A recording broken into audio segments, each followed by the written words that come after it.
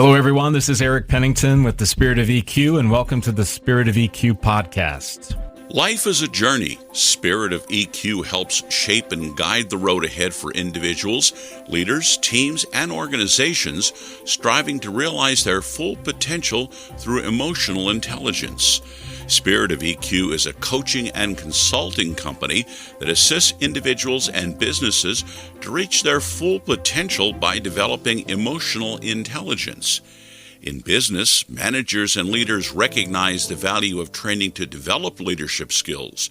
What they may not realize is that those skills are far more effective when they pay attention to not only performance, but also to people.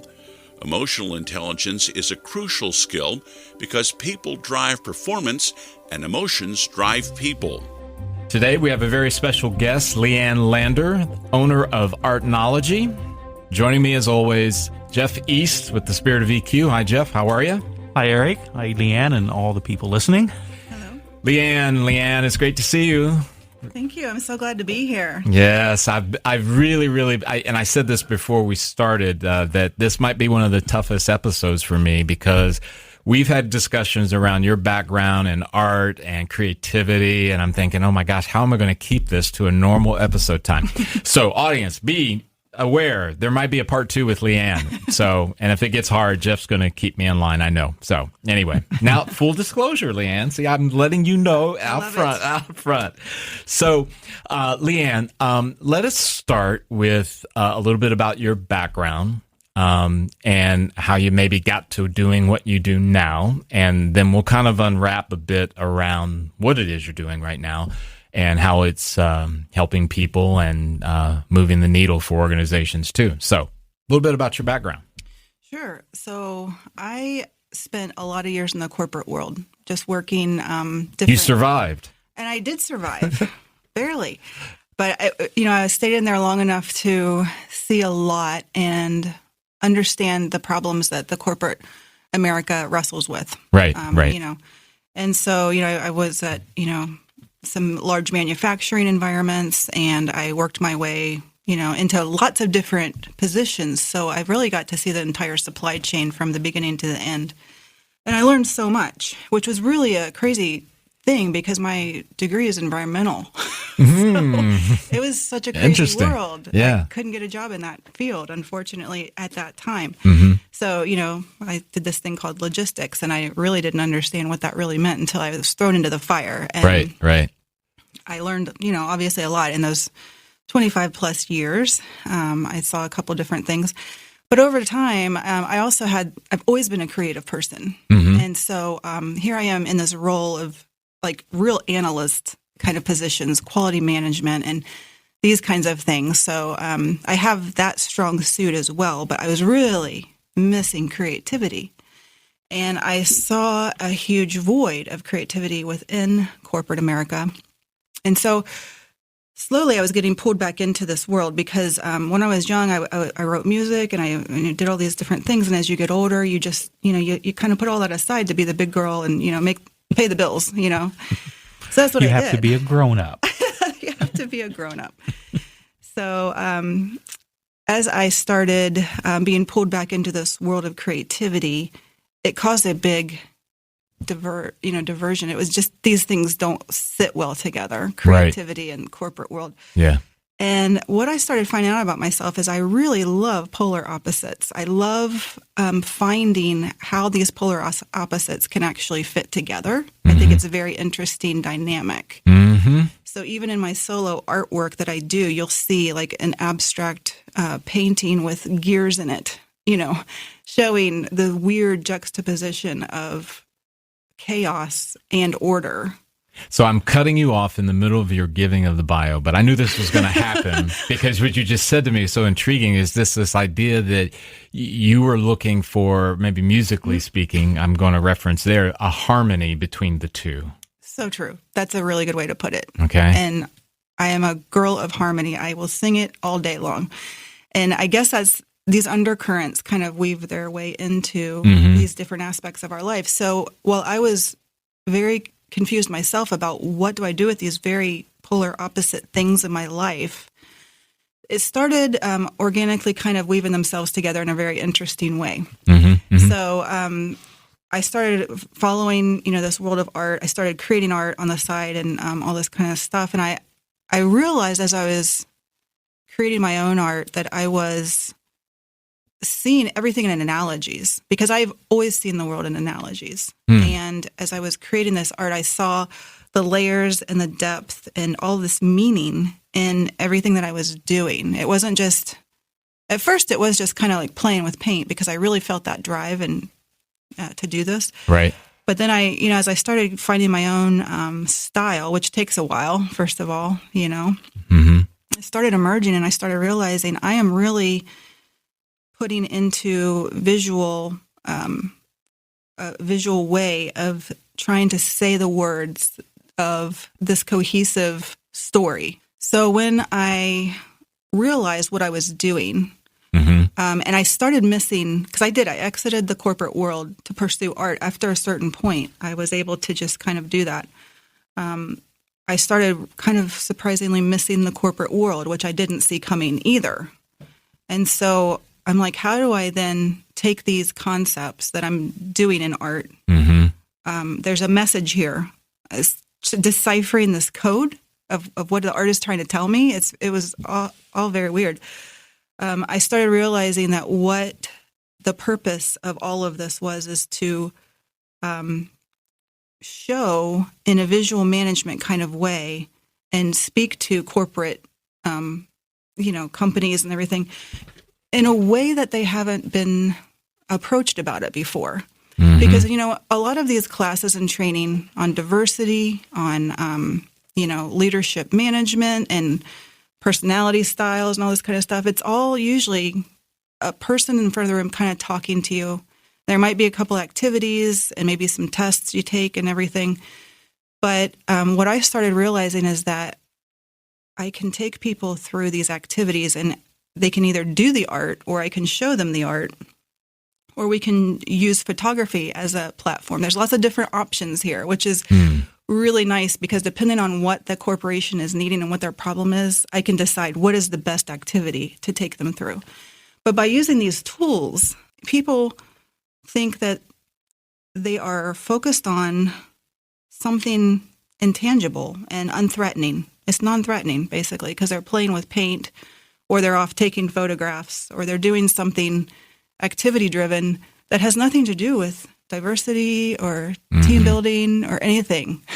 Yeah. And so it's really interesting because, it's all about this mindfulness, and whatever they're doing, whatever activity I choose for them, it's always about pause, step back, see something in a different way, see something you've seen a million times or done a million times, but see it in a whole different way. And I encourage them to dig deeper and find analogies themselves in whatever they're doing. And what is the lesson? What is the lesson that's coming along with what you're doing right now? And the really cool thing that ends up happening is that I'm just a facilitator eventually, because they start having these aha moments. I'm leading them kind of to these ideas that become their own. And that's the best part of it all, because when they start having these aha moments that are their own, it's not me in front of them telling you should, respect diversity more. No one wants to be told these things, and they may already love diversity. But what I do is I take them beyond, it's even beyond tolerance, because that word tolerance that's not good enough. Tolerance is I can tolerate anything for a day or a week or even a year. How long do I have to be tolerant? Yeah, it's a mask that we put on, these COVID masks or whatever. But what the Mind Shift does is helps them to not just tolerate, but to actually, when they're pausing and they're seeing things in a different way, you start becoming very curious, and creative thinking starts coming into place. Critical thinking skills that have been put on the back burner lately. Yeah. And instead of that reflex and this rigid, like I see opposition, I'm going to go, conquer it. I have to be right. Yeah. Instead, what happens is I'm going to pause. I'm going to think for myself here. I'm going to look at what is happening. What am I seeing? Can I see it at a different angle? Mm-hmm. Can I be curious of it instead of threatened by it? Can I find a way to maybe ask some questions about it rather than posture and feel like I have to persuade them to be on my side? I've got a question for you, and I'm going to take it back to the beginning. How did you respond to that? I don't know if it was a voice. And yes, Jeff can attest, I'm one of the crazy ones. I've heard the voices, right? You know, the key is I've never answered back, but One up on me. yeah, that's even better, Jeff. I love it. So, Leanne, was there something that a bell you heard in the beginning that said something needs to go in a different direction?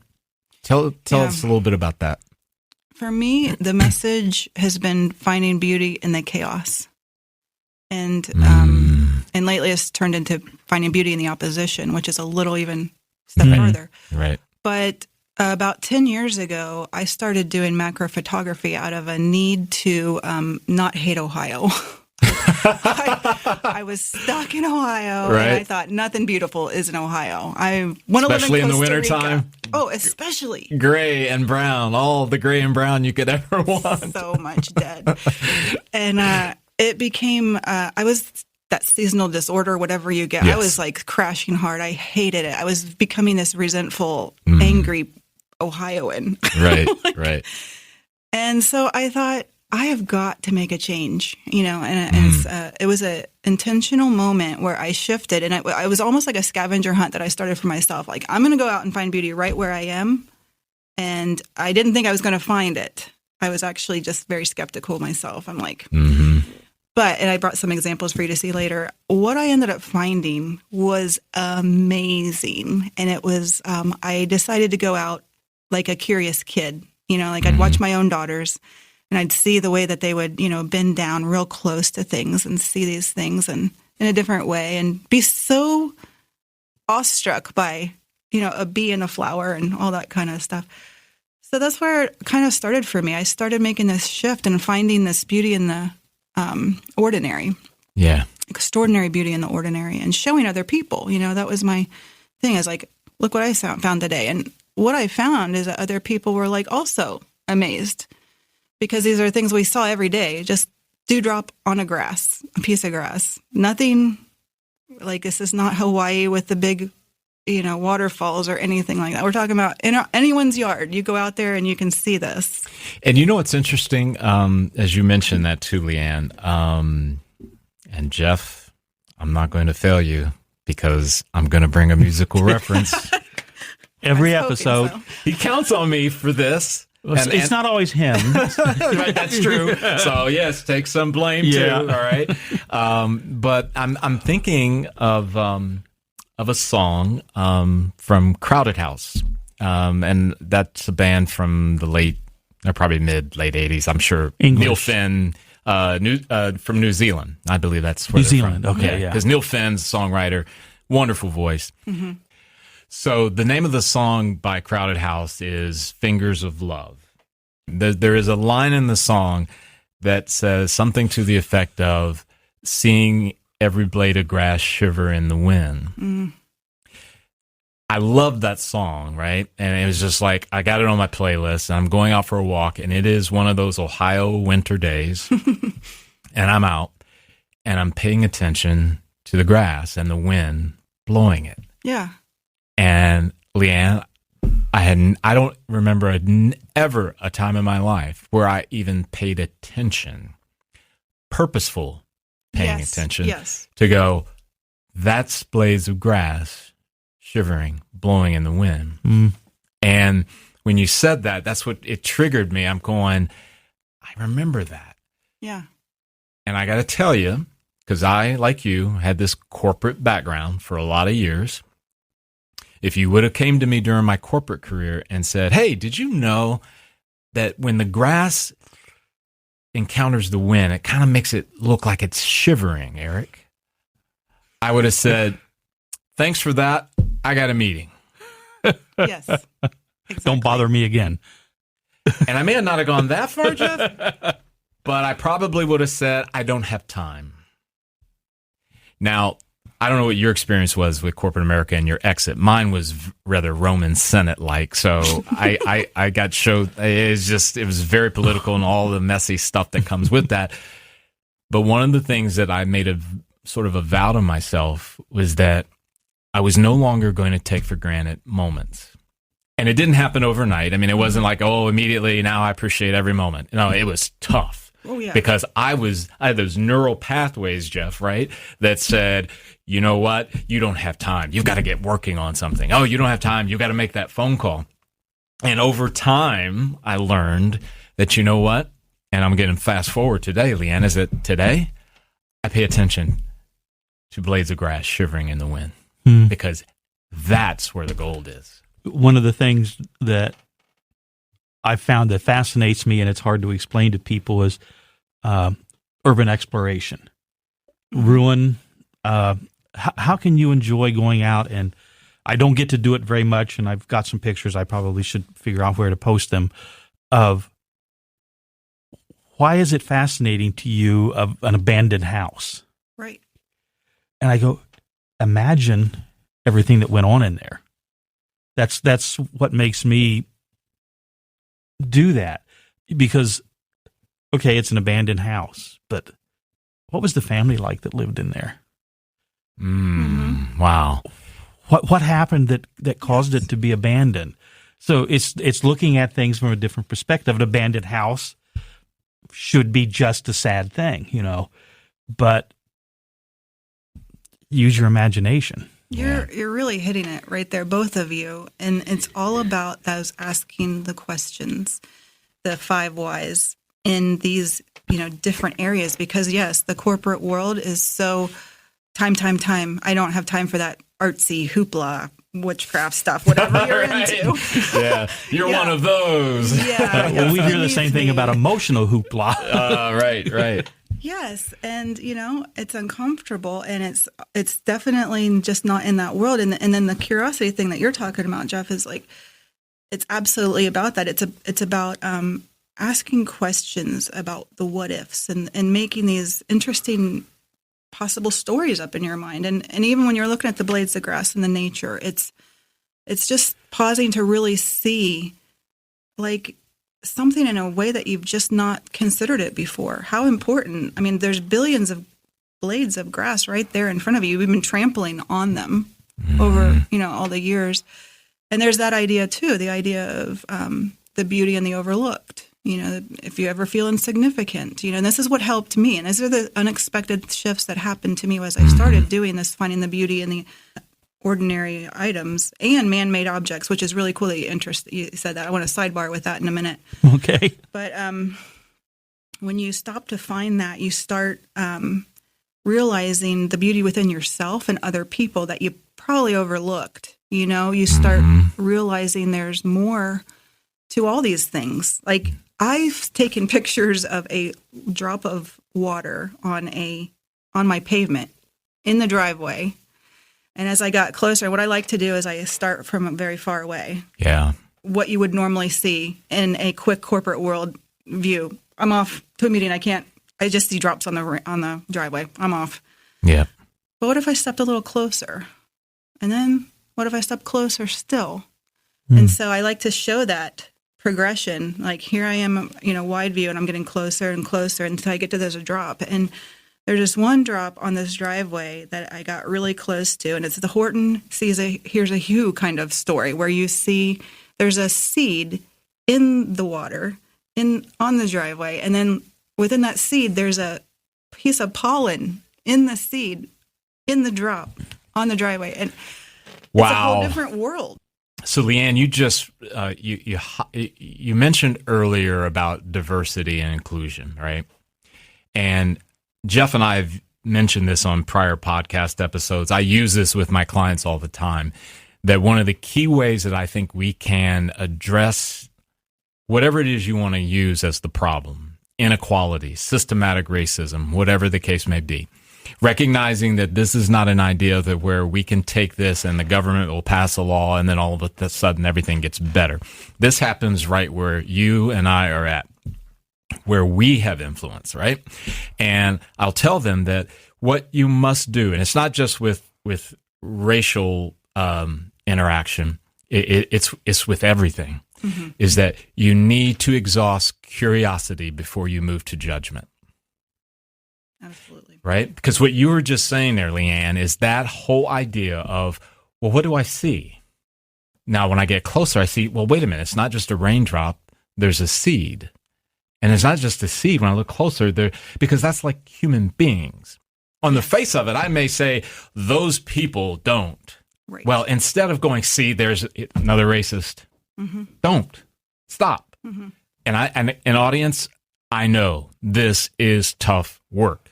And at the beginning, it will not feel natural to you.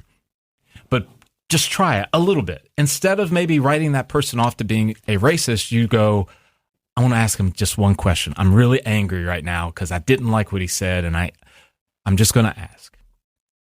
So, where did you get that idea from? Tell me more about that. You don't have to go any further. That's your first step of curiosity.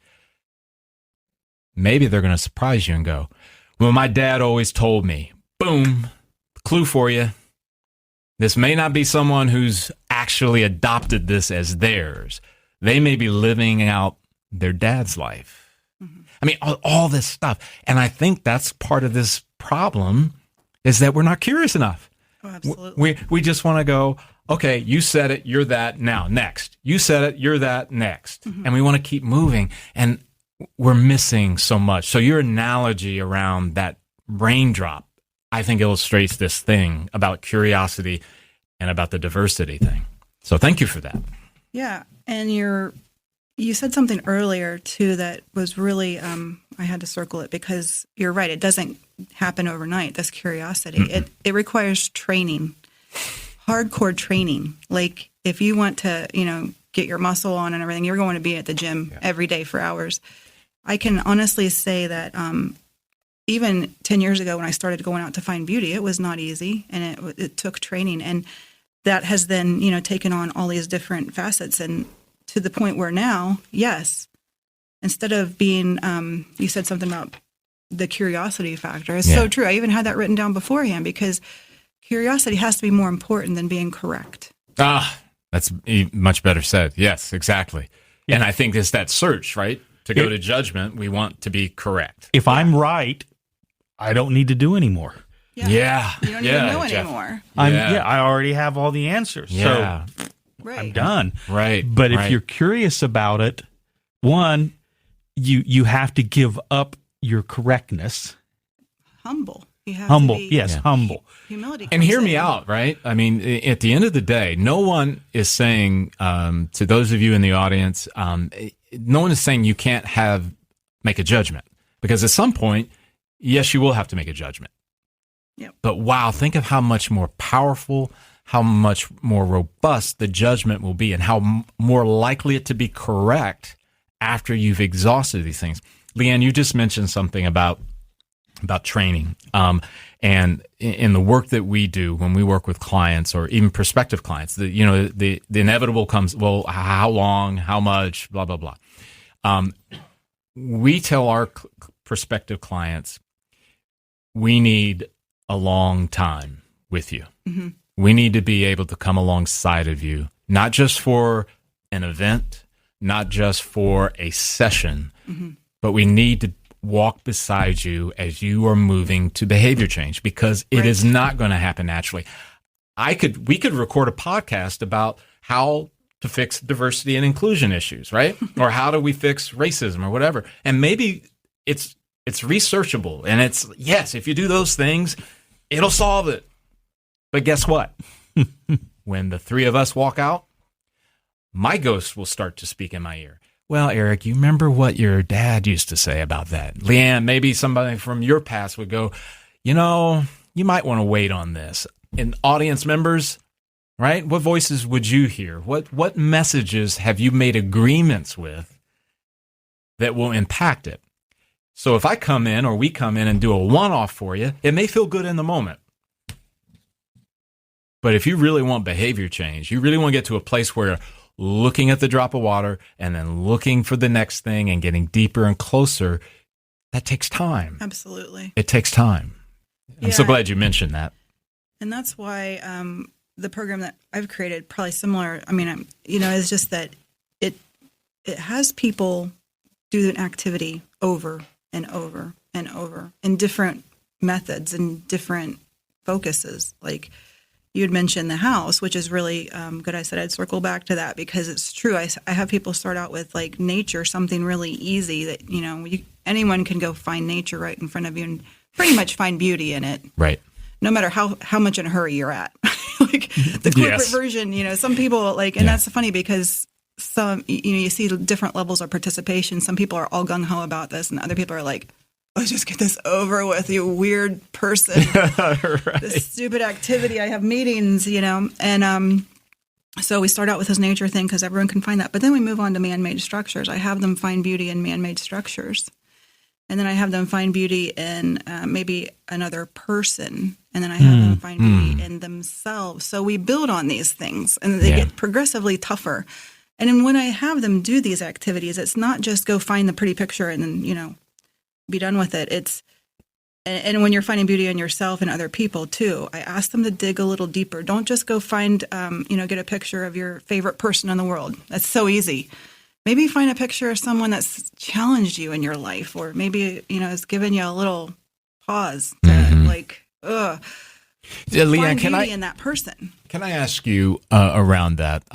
Because I'm putting myself in the shoes of our audience, maybe someone out there who's listening and says, I don't see anything that's beautiful about me. Mm-hmm. Right. How do you, you're not going to fix it, I know. How do you, because have you encountered that? I mean, Oh, yeah. okay, Absolutely. so what's one way that you took in that kind of situation? That's why that's almost close to the end of that program because it's one of the hardest things for people to find is beauty in themselves. A lot of times I find. So that's one. So of the you're last building up their ones. confidence through steps, as Yes. you mentioned, to get And to training. that and training. And causing them to, because when we get to that stage, finding beauty in yourself, I'm like, if you have trouble with this, remember all of the things that you've done in the past here. You've stopped, you've paused, and step one with finding beauty in the natures and man-made structures, you might have to get in a weird angle. You might have to get like low to the ground and risk looking like a total idiot in front of people. You're going to have to get out of your comfort zone. You're going to have to like do some yoga moves to get the angle of things that you have not seen, these different perspectives. And so when you're building up into that, you're exercising those skill sets of, pausing, seeing things at different angles, digging a little deeper than you have before. And then by the time you get to finding beauty in yourself, I say use those critical thinking skills and think back. Even if you have to think about when you were a little kid, what did you like about yourself then and how has that developed, and asking them these questions and using that because that enforces that muscle to, start engaging again and again because like you said, it's not going to happen overnight and it does require intentional training and thinking. And so, and that's not even the ultimate goal because after finding beauty in yourself, which you think has got to be the hardest thing, that's when we shift. The next one is to finding beauty in the opposition, finding beauty in the conflict. Yeah. And basically, building on all those skills because you can't find the beauty in the elephant in the room on day one.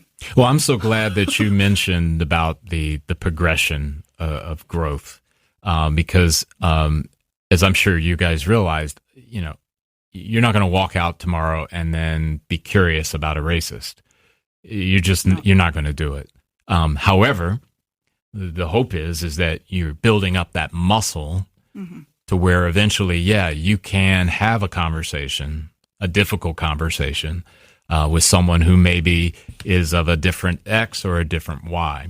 My encouragement to all of you out there in the audience is to get on purpose and urgent about growing these muscles. obviously, Leanne, you know, with us and with emotional intelligence, one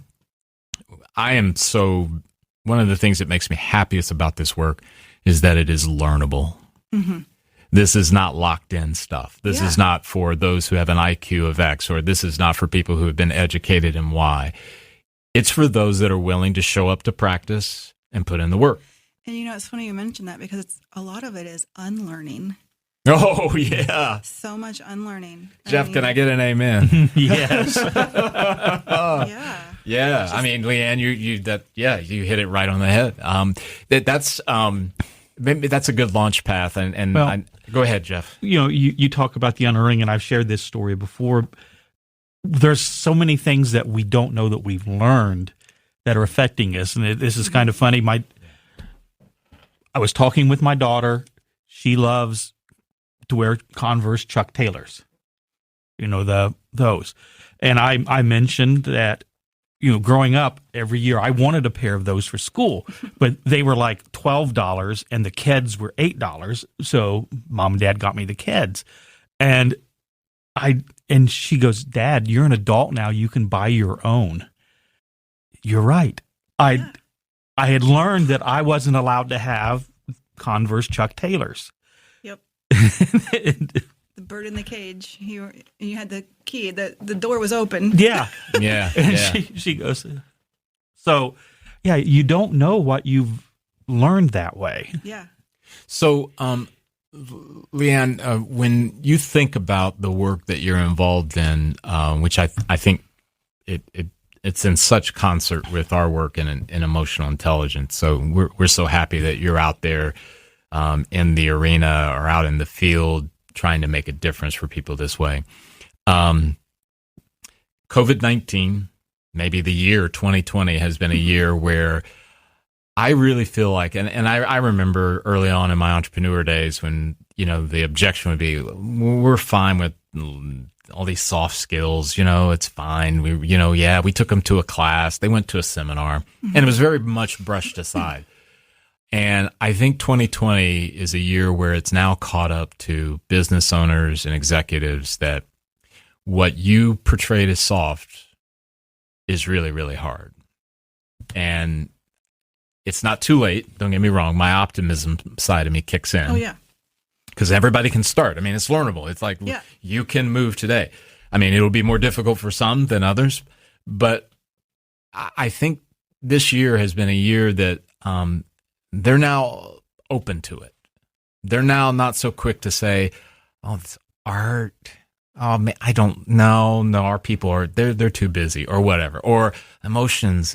Oh my gosh, are you going to tell me I got to talk about how I feel? I don't get those objections much anymore.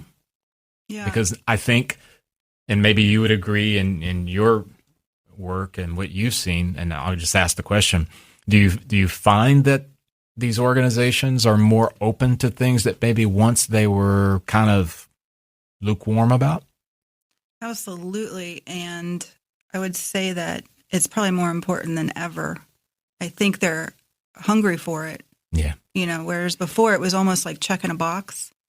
And now they're looking for something a little different. They're looking for something that, to your point, can cause lasting effects and not just the checkbox. And Leanne, do you believe that, and I think to another guest that we had on about this idea about what we think to be normal or what we have thought of historically as normal is probably not coming back, that we're moving into a place that is going to be truly new. Now, I know that has a variety of emotions that it can sort of conjure in us, right? But I think what you're doing with art, and if I may say again that we're in that same pursuit, why it's vitally needed, because we're going to need that. We're going to need to be able to notice things that maybe we ignored or maybe we didn't look close enough at, to be curious enough about, in a world that's going to look totally different to us on the other side of a pandemic, if I can say it that way. Yeah.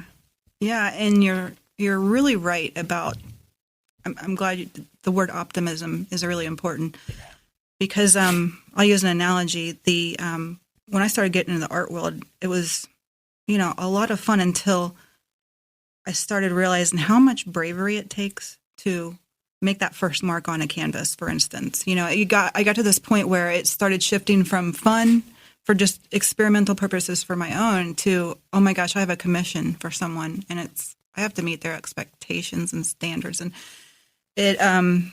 sometimes you're facing this blank canvas. And I think that's where we're at right now in society. We're like, this blank canvas is COVID, and it's going to look different than before. How do we make that first mark? And how's that even going to look? And we get to decide that, because to your point, it's an intentional thing, and it can be a learned thing. We don't have to just follow the masses of, I think, where social media has been taking us down this rabbit hole of, you can comment and say anything you want and you see those comments getting very snarky and mean. And then that becomes acceptable, and you start stretching these standards out to where you're face to face with someone saying something you would have never said 5 years ago out loud, because you've become desensitized. So to your point, we're entering this different era potentially that'll probably never be what it was before. And that's not necessarily a terrible thing. Exactly. So, we get fearful about change. And that's also what I love to do, is I love to mess people up a little bit with the idea of change, and forcing them into uncomfortable situations, because that forces them into uncomfortable conversations. And so with some of these activities, I am presenting to them all these analogies, the blank canvas. What is it going to be for you in the future? Also, one of the activities I do for them is I have them start doing art, and they start getting really kind of first of all, they might be fearful to start it because they don't know what to do, but then they kind of start getting into it and they start kind of owning their art. Then I make them shift, switch with somebody else, which is COVID, basically. This is wait a minute, I didn't see this coming. This was mine, and this is mine, and don't touch it. And you're going to mess it up, and all these things. And it's this idea of sitting with that uncomfortableness. And now what do you do? Now what are you going to do with this moment? And it's just, that's where the conversation starts happening. People explode in the room, because even the quietest person who wasn't really into this whole art thing, all of a sudden they get it. They're like, this is not about art, is it?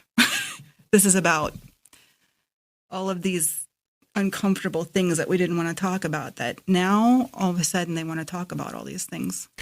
And interesting.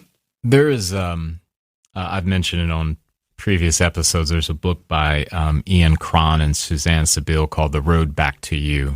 And the book is sort of premised around the whole idea of the Enneagram. And one of the things, I saw an interview with him about self-knowledge, and he's a very big proponent of that. This idea that the more that we're able to find the stuff that's beneath our surface and bring it up to the conscious level where it is subconscious, but not beneath, the more autonomy we have, the better chance we have to manage it and to understand it. Because it goes back to that curiosity thing again. And again, I'll stress to you, like what you mentioned, Leanne, this is not stuff you do day one, all right? No. It's not. Absolutely not. Because if you're like me, there's some of the stuff I had beneath the surface. If you would have come to me 10 years ago and said, Eric, hey, let's take a look at this thing that's about 30 feet down, I would have said, Leanne, there's a door just around the corner and leads to the street, because I'm not going there. Over time, practice, work, gaining muscle, being able to do that heavy lifting. But a lot of what you're speaking of reminds me of that idea that helping people, again, on this discovery mission. We, in our work, we try to remind folks that, and I think the Enneagram really kind of, he alludes to this in the Enneagram, that ultimately that there is no destination. There's not like you're going to find all your stuff, get it all fixed, and then yes, right? Yes. No, it is a consistent journey. Yes. So let me ask you, Leanne, tell me a little bit, or tell our listeners a little bit about the type of organizations that might engage with you. And what is their reason for wanting to engage with you? Yeah, the great thing about this curriculum, it's very diverse and it's adaptable. Mm-hmm.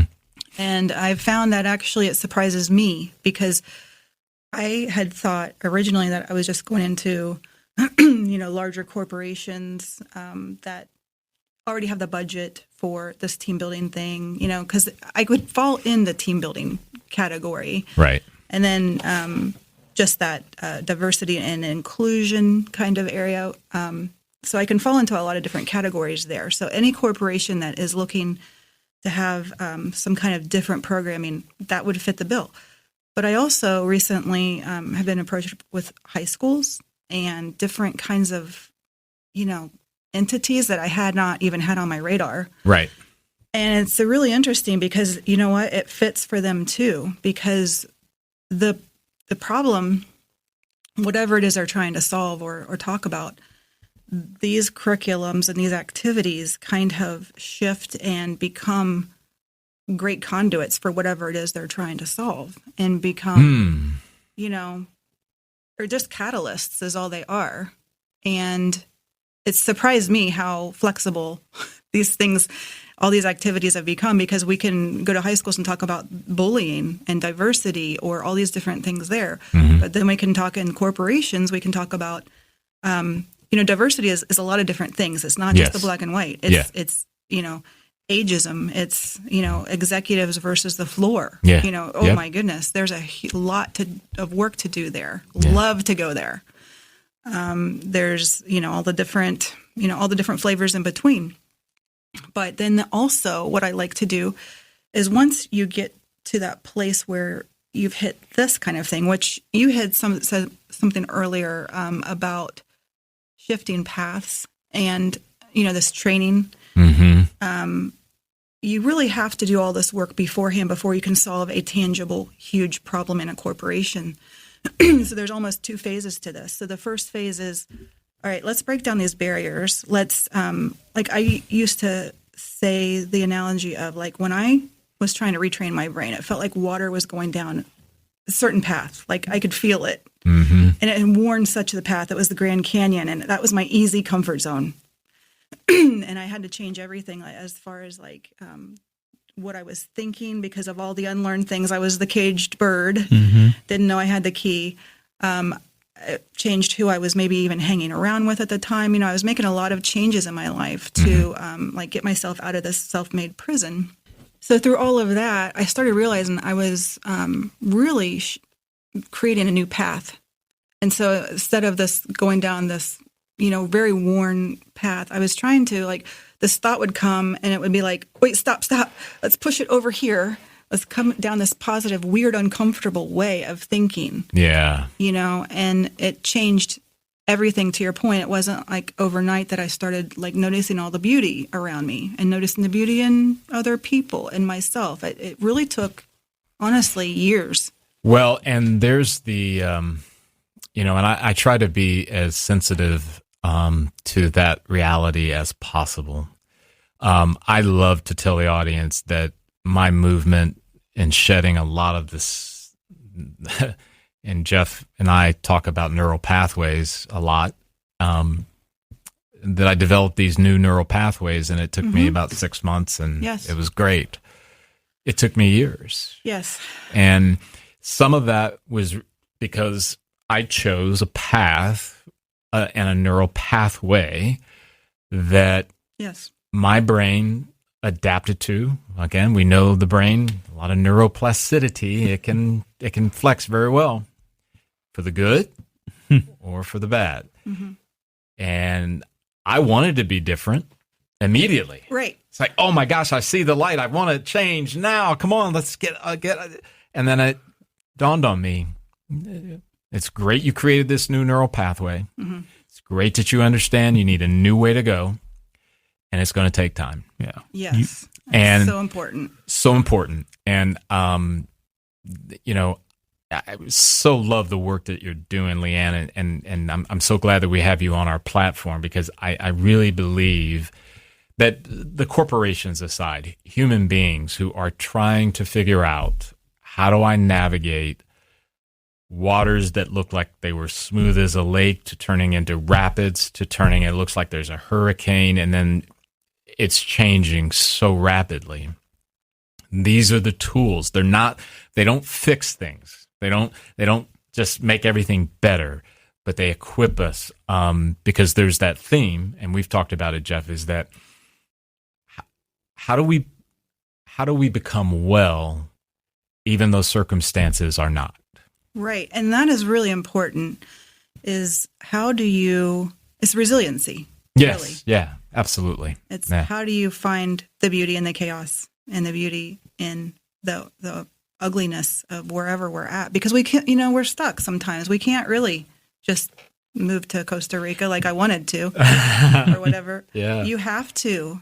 You have to find the beauty. And you know what? The now. This reminds me of, when you see a storm that has come through, like a summer time, it just does major destruction.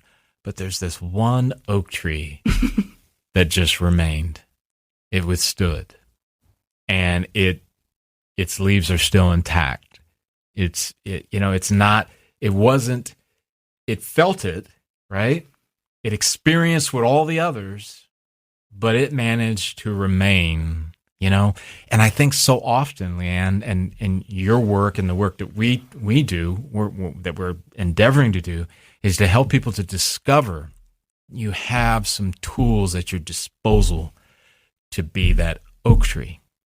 Absolutely. You're not going to find a way to stop the storms from coming through. Those storm systems have been coming through forever, and they're going to continue. But the goal is that, and isn't it more inspiring? I mean, when you meet someone who, you know what I'm saying? Absolutely. And I'm going to share another analogy because you made me think of that as well. Like when you're looking around at that destruction, and you see the worst has happened, and all these fires, for instance, all out west. Oh yeah, great example. It's so sad. But there's new life happening because of those fires. There's serotinous cones and these conifers, these pine cones that will only open under like 2,000 degree temperatures or something like that. Wow. And that's where we're at, is trying to find everyone can see the destruction. That's easy. Everyone can see that. Let's go one step further, like the rebuilding, and the replanting and everything that's going to now. Have you ever seen a forest after a fire, maybe a year or two later? Isn't it insanely beautiful? Yeah. All the new things happening and all the new growth that happened because of that fire. That happened after Mount St. Helens. Yes. It's a different landscape. And to our point, we're talking about pre-COVID and after COVID, it's going to be different for sure, but it doesn't have to be, terrible or life's never going to be good again. It's just going to be different. And there's beauty to be found in that new difference. Yeah. Wow. Okay. So audience, we're coming to a close. This is part one of our conversation with Leanne Lander. And Jeff, did I do okay? I think because I could keep going, but there's only so much space we have. Well, as we went into it more, I'm thinking this is right in my wheelhouse because she was talking about finding art in people. That's my noble goal. So I'm going, yes. All right. So I got a promise for you, Jeff. Okay. In part two, we're going to start there. Okay. Your noble goal, because I do believe that connects very much to what Leanne's been talking about as well. And there's some other things I want to talk to you, Leanne, about your personal story and how that has kind of shaped where you're going. So we're looking forward to having you back. Well, thank you. I look forward to it too, because I didn't even get to do the second part of where all of this goes anyway. So we need to have a part two. See how that works? Yes. See how that works. So thanks everyone for tuning in to the Spirit of EQ podcast. Take care. Hi, everyone. This is Eric Pennington with the Spirit of EQ. I'm not introducing a new episode today. I'm here to tell you some things that might help you. Jeff, you're with me as always. So yes. How do people get in touch with us? Well, the best way is just send us an email at info@spiritofeq.com. That's awesome. Jeff, I was also thinking about reviews, and I'm notoriously bad at asking for them, so reviews on all of the platforms wherever you get your podcasts? Yes. You think that'd be good? I think that would be great because, one, that will help us learn how to make better ones. And it's always good for us So to hear. we're not the perfect podcast hosts? We're close. Okay, all But- right. but not- still, not totally we want your perfect. feedback. We want your feedback. But it also might let us know a new subject. Hey, we need to dig deeper into that. Yeah. So let us know what you think. Cool. We really appreciate that. As always, too, there is social media, LinkedIn, Facebook, and we also have a YouTube channel. Those also have mechanisms or options for you to be able to leave a comment, a like, or those kind of things. Just want to make sure that you know how to get in touch with us. Right, Jeff? Right. We appreciate you all. Thank you.